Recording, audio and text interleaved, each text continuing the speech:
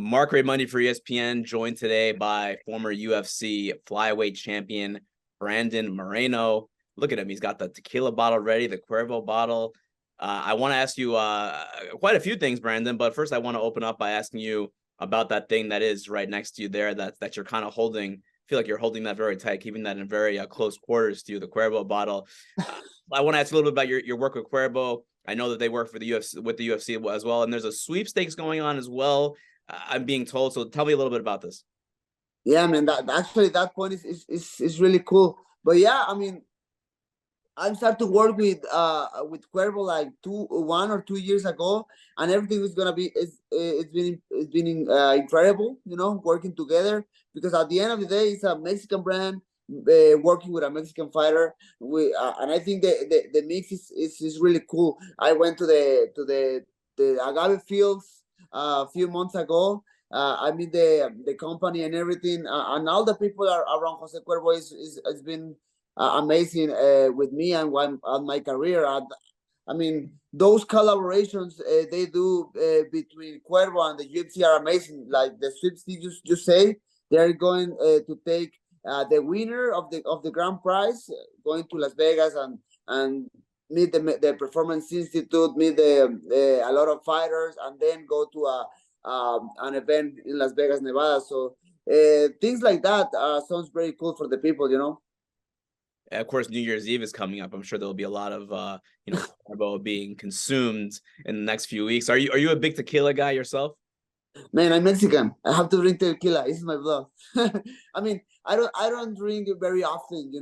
Just when I'm really like celebrate something big, like after a win, for sure, man, for sure. And this one is my favorite because I mean they have like a stronger bottles, but this one is like just smooth. It's delicious. It's very cool. The way that you're like cradling that, I feel like if someone tried to come too close, you might have to throw some hands. Very protective of that bottle. So what else is going on with you now? I know that you have this partnership with Cuervo, which is obviously very beneficial for both parties. But we haven't seen you in a little bit. The fight was several months back. What's going on in the world of Brandon Moreno? Man, I've just been waiting for good news in my career. I asked to the UFC to fight in December. But they don't have nothing for me. So right now I'm just trying to be very patient, very stoic in the moment, and wait for my time. They make the announce between Amir Albazi and I. So that's it. I love it. That's the only thing I wanted to do, like have a fight and have a specific goal, because I think it's not weird for you hear this like I'm a fighter and I love training. I love to be in the gym and sweat and the hard work. But when you don't have like a specific date and a specific goal in front, it's kind of hard, to be focused and be disciplined. I mean, anyway, I'm always in the gym. I'm always very disciplined. But when you have a fight, when you have an opponent, it's like everything makes better. That's kind of what Alexander Volkanovski was talking about before his last fight. He took that short notice fight against Islam Makhachev. Did you see that? And he kind of talked about how he felt like he needed to fight for himself because he felt like if he didn't have a fight scheduled. It was weird. It was hard for him to deal with. Do you go through the same or similar things? Kind of, brother. Kind of. It's part of this mental health. You need to be very aware about it. Like you have to try to enjoy the moment. Even if you don't have a fight, you have to try to stay calm, because yes, when you are like when you have a lot of free time and your mind is just around, like I don't know, like these kind of battlefields in your mind is kind of hard. So again, all these 4 or 5 months after the fight, it's been like kind of hard. But again, I have my family, I have my daughters, my wife. I'm trying to spend time with them, and that's it. Right now, I passed that moment. I have an opponent, and now, and I'm ready. So that fight that you mentioned against Albazi, it's going to be reportedly it's going to be, I believe, in February, correct, or late January. February 24th. February 24th, and it was reported by our friend ESPN Deportes is Carlos Contreras Legaspi, and that's going to be in Mexico City. At least that was the report. And I'm just curious about, are you excited to be going back and fighting in Mexico for the first time in a while? Man, I'm very excited. It's kind of an goal for me to go there and get the victory, because the first time I lost against Sergio Perez, and the second one, even when I thought I won, and the people around and everybody thought I won, the judges gave me the draw. So man, I want to go there and win and celebrate with my people, and grab the Mexican flag, and that's it. This is something special for me, because I'm Mexican. And at the end of the day, I'm working for that, because I want to give more opportunities to the Mexican fighters. Because in those events, for example, they UFC loves to sign new fighters. So maybe 2 or 3 Mexican fighters in the car will be amazing.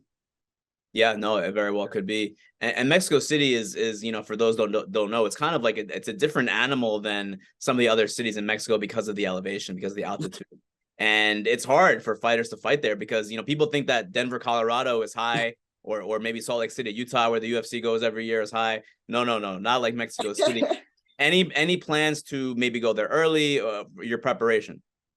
Yes, I mean, I don't have like a specific plan for the future yet, but for sure, I have to respect the altitude in Mexico City.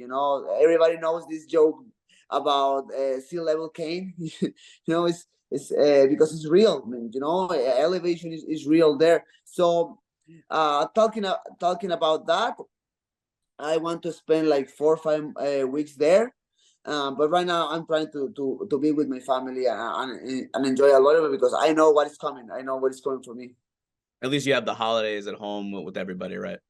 Yeah, I mean, for example, my fight, my last 2 fights, no, my last 2 fights against Figgy were in January 21st and 22nd. So all Christmas, all New Year was on diet, like suffering. My parents watching me suffering, and they suffer with me. So it's kind of funny. But now the fight is in February, at the end of February, so I have kind of a space to enjoy a little bit with my family. Was there ever any discussion about maybe you getting the immediate rematch against Alexandre Pantoja? And the reason why I ask is because, there are a lot of good fighters in the division, but it feels like the division is still kind of revolving around Brandon Moreno. You're kind of still the big star of the division. Not to gas you up too much, tu cabeza. But did there ever any talk about that? You and Pantoja doing it again? I mean, not really, but this is an important fight. I think I don't even know the rankings, but I think I'm the number 1, and Amir is 2 or 3, something like that. So I know if I getting this victory against Amir, my name is gonna be again in the spot for the flyweight title contention. So I'm very focused, very focused in Amir. He's dangerous. I trained with him like 1.5 years ago or 2 years ago. He came to Las Vegas the first time, and he doesn't have like a team or whatever, and he came with me and asked me if he can train with us, and I said like yeah, I mean, whatever. So we train a little bit. He's very cool. Is this thing with the cameras, everybody with the camera in front, with social media start to act kind of weird, but no, he's very cool. And he's very dangerous, so I have to take this fight very serious. And that's it, man. Like you say, I don't like to be arrogant. I don't like to be like cocky or whatever, but this is my division, bro. And that obviously that's those mistakes I made in the past, losing the tier fight against Figgy or this last fight against Pantoja was my fault.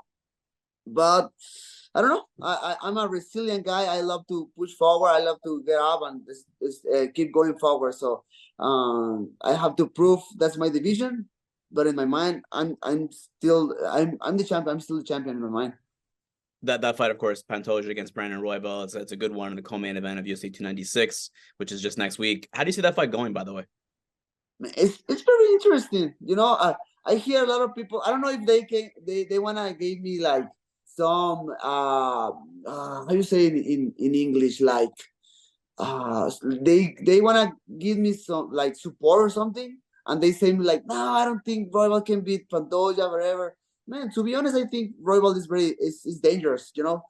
He's southpaw, he's unorthodox, he changes stance, he's very long, he has good distance.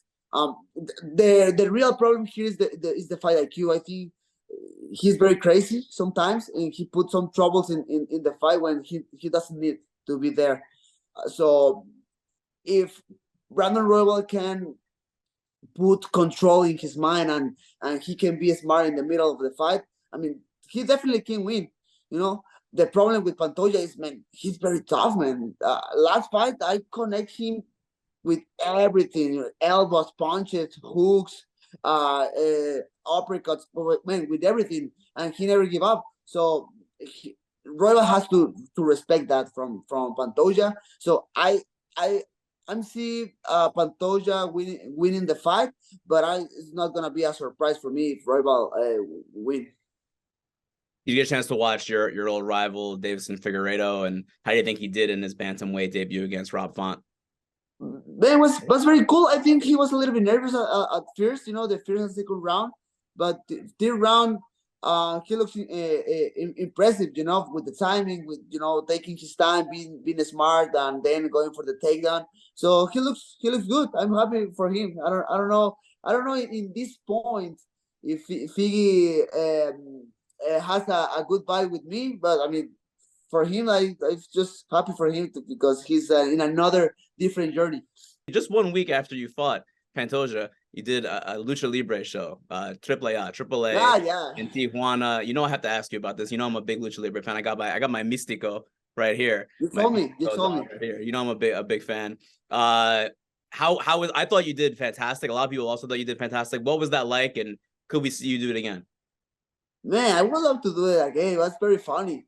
It's insane because obviously you have all these vibes around you with the Lucha Libre, and you just have to believe in there, and just have to go there and enjoy the moment. And that's what I did, And it's crazy how you can feel the energy of the people around you when you are in front of everybody and start to perform, and the people just show all the support to you and start to scream, and you feel like you're all like fighting, like in fact like running in the octagon.